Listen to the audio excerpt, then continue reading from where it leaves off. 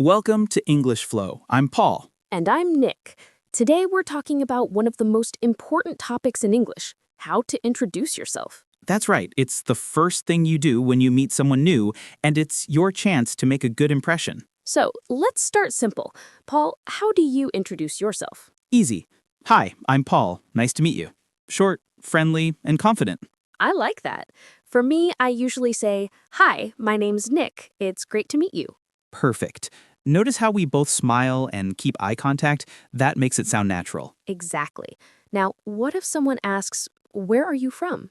Ah, that's a classic. I'd say, I'm from New York, in the US. What about you? I'm from Los Angeles. And if I'm traveling, I sometimes add, "But right now, I live in Tokyo." That's a great tip. You can use I'm from for your hometown and I live in for your current city. Yes. Now, what about age? Should we say it? That depends. In casual situations, yes, you can say, I'm 25 years old, but in professional settings, it's not always necessary. Good point. What about jobs? Definitely mention your job. You can say, I work as a teacher, or I'm a designer. I am a student, so I usually say, "I study English and marketing." Nice. Another useful one is, I'm learning English. That's something many of our listeners can use right away. Totally. And don't forget hobbies. They make introductions more personal.